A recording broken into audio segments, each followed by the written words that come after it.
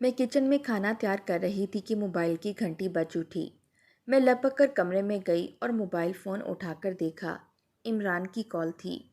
मैंने धड़कते दिल से बटन दबाया। क्या बात है सानिया साहिबा, बहुत मसरूफ़ हो? इसकी आवाज़ समाज से टकराई। तुम्हें कैसे मालूम हुआ कि मैं मसरूफ़ हूँ? मैंने पूछा। कॉल देर से अटेंड करना ही मसरूफियत को ज़ाहिर करता है। इमरान ने हंसते हुए कहा। हाँ, किचन में खाना बना रही थी और मोबाइल कमरे में था, इसलिए मोबाइल तक पहुंचने में देर हुई। मैंने वजाहत देते हुए कहा, अरे भाई, तुम इतनी संजीदा क्यों हो जाती हो? ठीक है, हो गई देर बात करने में, इसमें वजाहत देने की क्या ज़रूरत है? इमरान ने ज़ोरदार कहका लगाते हुए कहा। खैरियत है ना? इस वक्त कैसे याद कर लिया? मैंने पूछा। खैरियत ही नहीं है। जब से तुम्हें देखा है मेरी रातों की नींदें उड़ गई हैं, दिन का चैन छिन गया है। हर वक्त तुमसे मिलने को दिल करता है। दिल चाहता है मेरे पर लग जाएं और उड़कर तुम्हारे पास आ जाऊं। इमरान ने कहा। कहीं तुम शादी तो नहीं करने लगे? मैंने इसे छेड़ा। क्यों? क्या शायर लोग अच्छे नहीं होते? मैंने कब कहा? शायर लोग बुरे होते हैं, बस लापरवाह किस्म के लोग होते हैं। काम धंधे की इन्हें कोई परवाह नहीं होती। हर वक्त अपने महबूब की तारीफ में गज़ल कहते रहते हैं। नहीं नहीं, कुछ मेरी तरह बाज़ौक़ शायर भी होते हैं। इमरान चहकते हुए बोला। वो कौन होते हैं? वही शायर जो शराब में डूबे हुए होते हैं। इमरान ने कहा। अच्छा, क्या तुम शराब भी पीते हो? मैं हैरानगी से बोली। शराब पीने में क्या बुराई है? आजकल तो इसका फैशन है। थोड़ी बहुत पी ली जाए तो इसमें कोई बुराई नहीं। मुझे शराबी पसंद नहीं। मैंने गुस्से से कहा। मेरी तौबा, आज के बाद फिर कभी शराब को हाथ नहीं लगाऊंगा। इमरान ने घबराते हुए कहा। क्या वाकई तुम मेरे कहने पर शराब छोड़ दोगे? मैंने पूछा। हाँ हाँ, तुम्हारी खातिर मैं वो सब कुछ छोड़ सकता हूँ जो तुम्हें पसंद ना हो। इमरान ने कहा। इमरान, मुझे तुमसे यही उम्मीद थी। मुझे शराबियों से सख्त नफ़रत है। तुम शराब नोशी तर्क कर दो तो हमारी ये दोस्ती हमेशा चलती रहेगी। मैंने कहा। वैसे एक बात बताऊं, मैं शराब नहीं पीता, तुमसे मजाक कर रहा था। हाँ, मुझे भी पता है, तुम्हारी मजाक करने की पुरानी आदत है। मैं मुस्कुराई। शुक्र है तुम्हें ये बात पता है, वरना मैं समझ रहा था कि मौसूफ़ा मुझसे नाराज़ होकर बातचीत बंद ना कर दे। इमरान ने कहा। अच्छा बताओ, तुमने इस वक्त कैसे फ़ोन कर दिया? खाना भी तैयार करना है मैंने।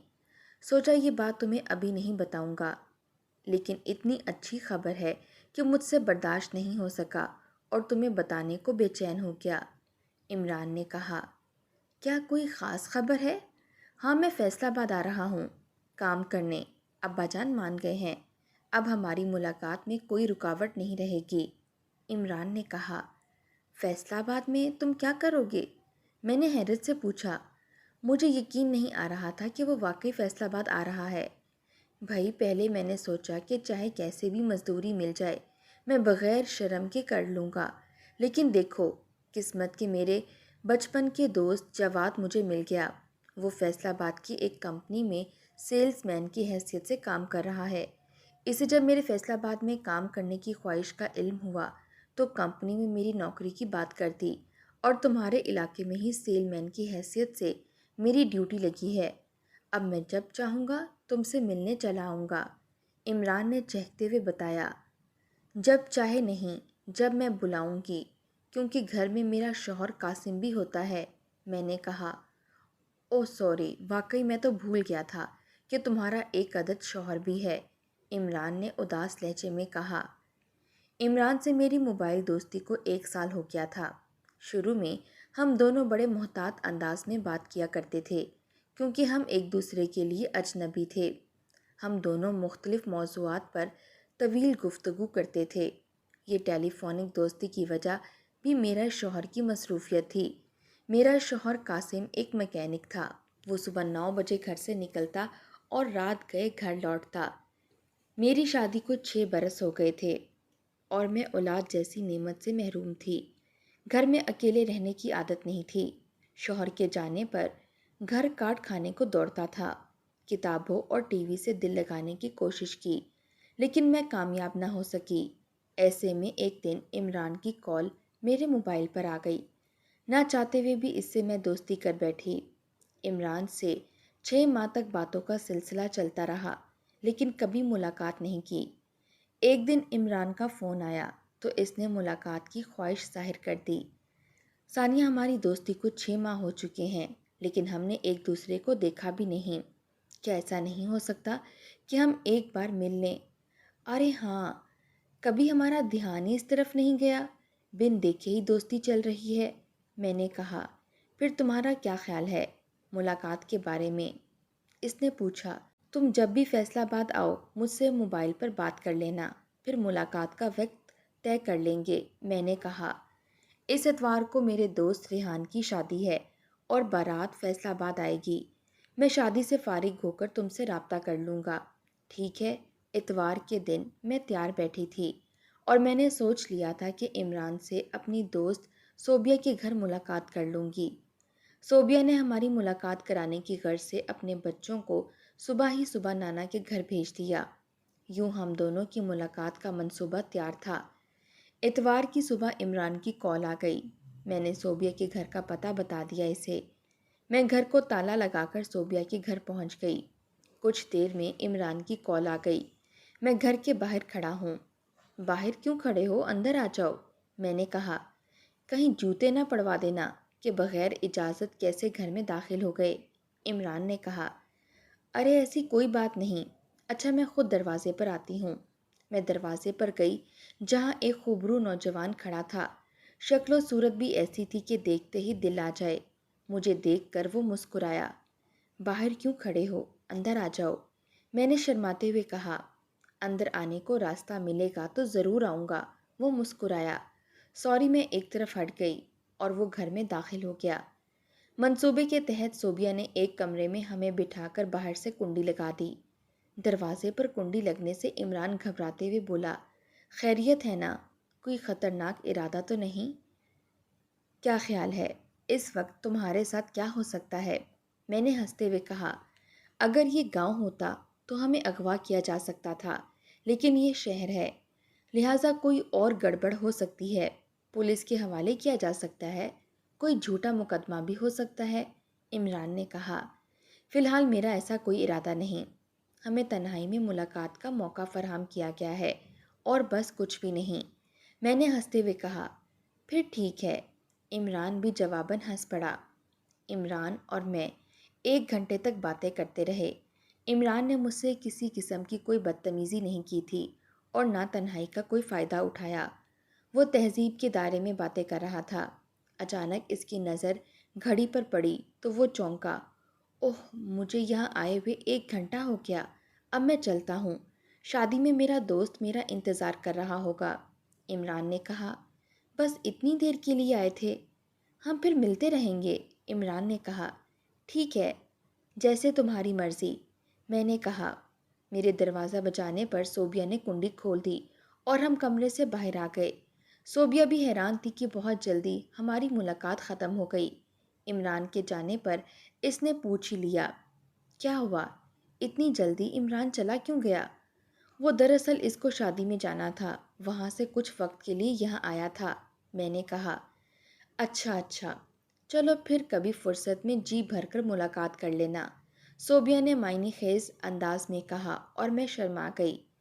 اس ملاقات کے بعد عمران کی باتوں سے سنجیدگی رخصت ہو گئی اور وہ تکلف ایک طرف رکھ کر بات کرنے لگا۔ وہ ہر طرح کی بات مجھ سے کر لیتا تھا۔ میں حیرانگی سے اس کی باتیں سنتی رہ جاتی۔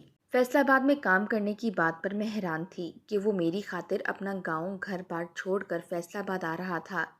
کبھی کبھی مجھے خود پر حیرت بھی ہوتی تھی کہ میں شادی شدہ ہو کر بھی ایک غیر محرم سے دوستی کر بیٹھی ہوں، جو کہ ایک گناہ ہے، لیکن نہ جانے مجھے کیا ہو گیا تھا، میں جانتے بوجھتے یہ گناہ کر گئی تھی اور انجام سے بے خبر برائی کی دلدل میں دھنستی جا رہی تھی۔ عمران نے فیصل آباد میں کام شروع کر دیا تھا اور میرے شوہر کی غیر موجودگی میں میرے گھر آنے لگا تھا۔ اسے میرے شوہر کے گھر آنے جانے کے اوقات معلوم ہو گئے تھے۔ وہ بہت محتاط تھا۔ شوہر کی غیر موجودگی میں اسے بلانے کے لیے ہم نے کچھ اشارے مخصوص کر لیے تھے۔ مثلاً اگر وہ گلی میں ہوتا تو گیلری میں بنیان لٹکا دیتی تھی۔ اس کا مطلب ہوتا تھا راستہ صاف ہے۔ اگر گیلری میں قمیض ہوتی تو اس کا مطلب تھا کہ شوہر گھر میں موجود ہے۔ گیلری میں کچھ بھی نہ ہو تو اس کا مطلب تھا کہ موبائل پر کال کر کے ملاقات کا وقت طے کرنا ہے۔ یہ اشارے عمران نے بتائے تھے جو مجھے پسند آئے۔ ان اشاروں کی مدد سے میں مطمئن تھی کہ میرا یہ راز راز ہی رہے گا۔ کچھ عرصے یہ سلسلہ چلتا رہا، پھر عمران نے بھی اپنا رنگ دکھانا شروع کر دیا۔ تنہائی میں اس کی چھیڑ خانیاں بڑھنے لگی تھیں۔ اس کا یہ عمل میرے نزدیک اچھا نہیں تھا۔ میرے دل میں کئی بار آیا کہ میں اسے بری طرح سے جھڑک دوں، ایسی حرکت نہ کرے، لیکن نہ جانے مجھے اس پر ترس آ جاتا کہ وہ میری خاطر اپنا گھر بار چھوڑ کر فیصل آباد آ گیا تھا، اس لیے نہ چاہتے ہوئے بھی اسے یہ حرکتیں کرنے سے میں روک نہ سکی۔ دن بدن عمران گستاخ ہوتا جا رہا تھا۔ ایک دن اس نے مجھ سے ایسی ہی بدتمیزی کرنا چاہی۔ میں نے اس کو جھڑک دیا۔ عمران، یہ کیا حرکت ہے؟ میں نے غصے سے اسے دیکھا۔ ہم دوست ضرور ہیں، اس کا مطلب یہ نہیں کہ تم حد کراس کر جاؤ۔ میرے اس طرح جھڑکنے پر اس کا چہرہ اتر گیا۔ شاید اس کے گمان میں بھی نہ تھا کہ میں اسے اس طرح سے جھڑک دوں گی۔ پھر وہ چند منٹ بیٹھ کر چلا گیا۔ میں بھی اس وقت شدید غصے میں تھی، اس لیے میں نے اسے روکنے کی کوشش نہیں کی۔ پھر ایک ہفتے تک وہ نہیں آیا اور نہ ہی مجھ سے موبائل پر رابطہ کیا۔ میرا غصہ بھی ٹھنڈا ہو چکا تھا اور مجھے عمران کی یاد بھی آ رہی تھی، اس لیے میں نے دل کے ہاتھوں مجبور ہو کر عمران کو کال کر دی۔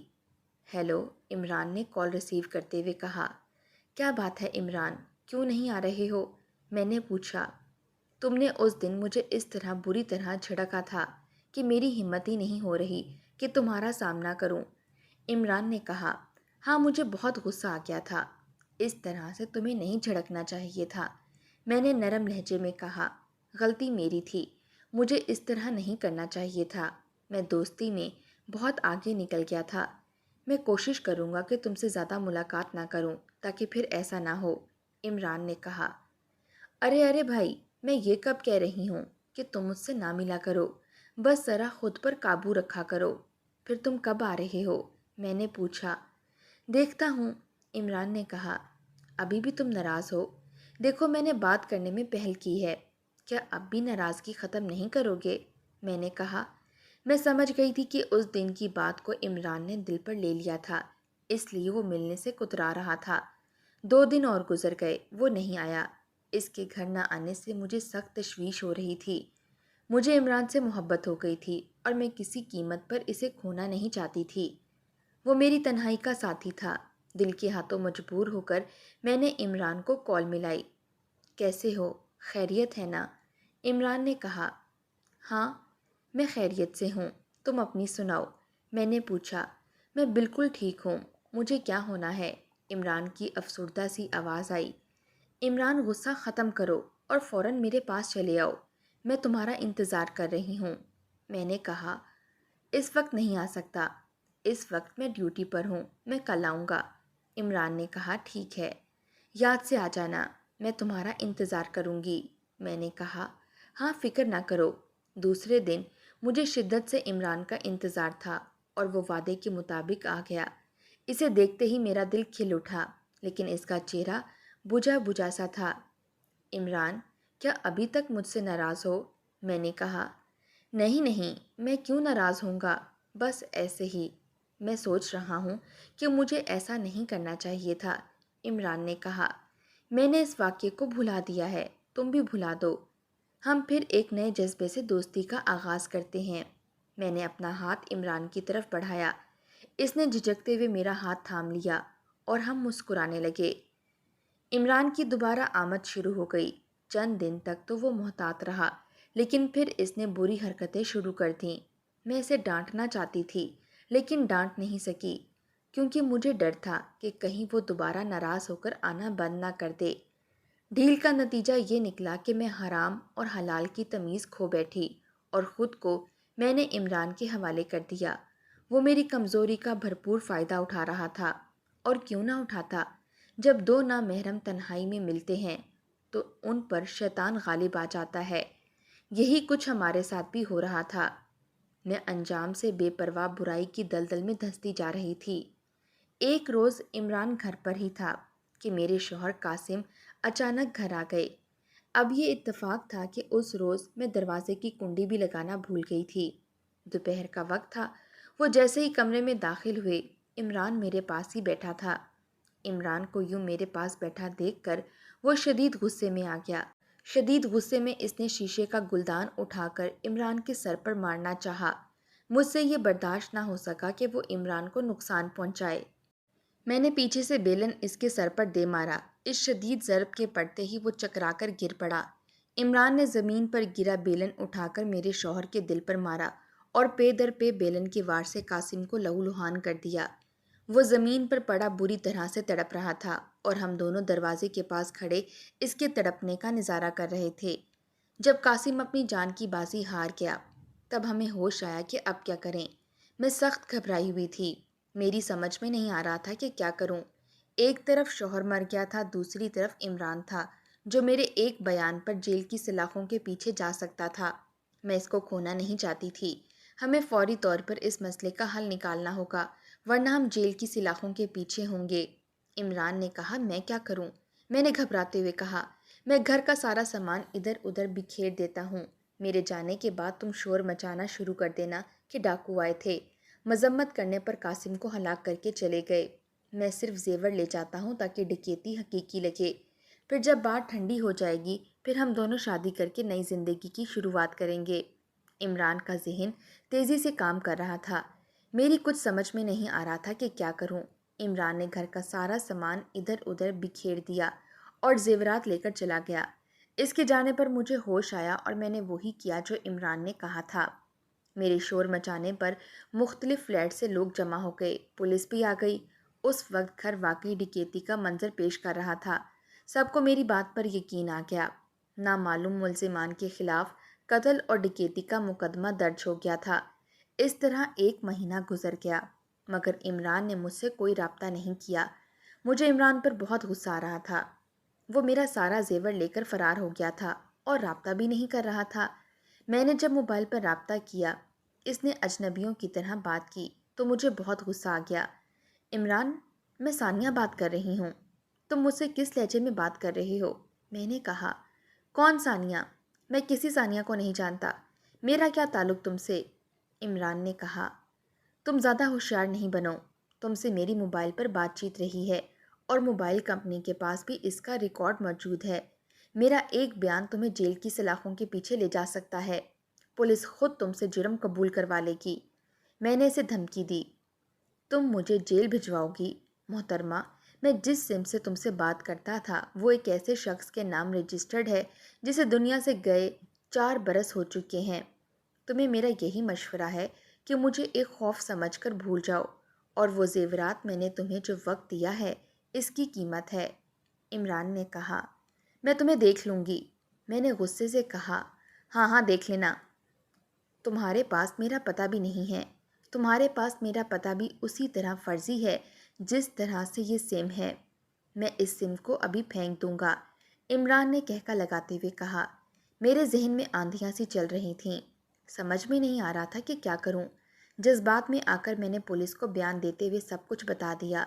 میرا خیال تھا کہ پولیس فوری طور پر حرکت میں آئے گی اور عمران کو کسی بھی طرح ڈھونڈ کر گرفتار کر لے گی، لیکن پولیس نے سب سے پہلے اس قتل میں مجھے ہی جیل میں ڈال دیا۔